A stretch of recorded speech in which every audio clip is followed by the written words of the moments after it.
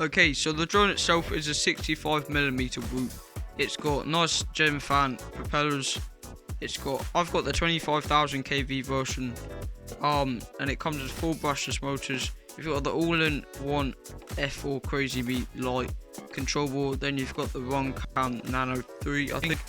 The battery slots in there.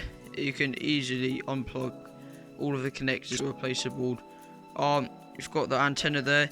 Don't know why mine came with a shorter FPV antenna, VTX1, but I don't think that matters because you only get less or more range depending on the more power you put in.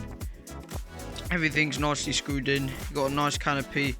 I replaced the foam under there with some different stuff.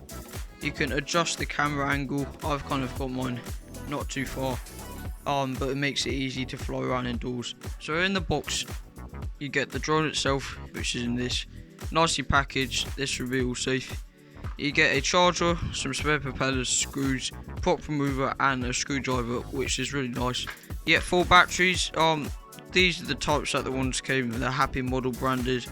That's really nice. You get 4, so you'll probably get about 12 minutes of flight time altogether. With all of them, comes with some stickers which are stuck on there, and then you get an instruction manual, which is quite in depth, and you will need to look into it. But basically, out of the box, this drone is pretty much ready to fly once you've got your controller bound up. Okay, so in terms of flight time, I've got the 25,000 kV. It's really fast if you want it to go. Battery slot in here. You've got 300 milliamp ones. You can get 650 ones at maximum. That will give you about 5 minutes of flight time. With this, I get at least 2.5 minutes of flight time, rarely 3 minutes. But you know, as I've got 10 batteries, that will do for me at the moment. And you could just buy more.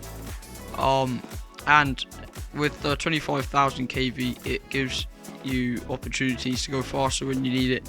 Say you wanted to chase like a remote control plane or something like that. So unfortunately, about a week after using mine, I tried to install the Emu Flight Mockingbird software on it, and unfortunately, I don't know what happened. It just wouldn't bind anymore. It wouldn't have proper range to my controller, and I couldn't even control it properly. So I tried to solder the SPI antenna off and back on again, and then I kind of broke the soldering pad, so I had to buy a new one. The new one's already on there. This is the old one. As you can see, it came off. But basically, if you need to replace it, you can just buy another one. They're about £40 maximum, which is a bit annoying, but you know, it's a brilliant flight controller, and if I can fix this, then I might make a toothpick build out of it. But you get all of the stuff you need, like the shock resistance things and stuff like that. But I'll just say, try not to burn out the board or anything like that, because you just want some air against it if you're controlling it in beta flight. Okay, for the FPV goggles, I'm using these. These are the Eachine EV800Ds, and you get, I would say, 50 meters maximum of range, but you know, it just depends on what you do. I can fly most of the way around my house with this, but there are some quite thick concrete walls, so you can't get the FPV range all the way around. It's all working. This has got a pretty nice camera. There's no big latency at all. Okay, so with mine, I'm using my FlySky controller. You can just bind up by holding bind and pressing the bind switch just around there. I would not recommend doing it with a screwdriver because you could short out or something. If you are going to try and replace the antennas and put some better range ones on, you want to be really good at soldering, and you want to have a good soldering iron, because as you can see, pretty much every square centimeter of this board is covered in PCBs and stuff like that.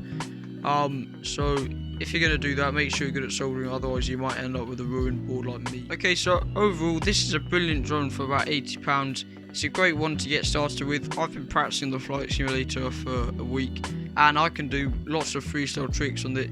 The only problems with this is the prop wash, which stops some of your tricks working out properly. But apart from that, great drone. I might swap out to a new frame, the ones on the beta FPV drones. But apart from that, I think, yeah, perfect drone. I'm going to show some flight footage now. I've got some cool flight footage, and that will sum it up for the review. Thank you guys.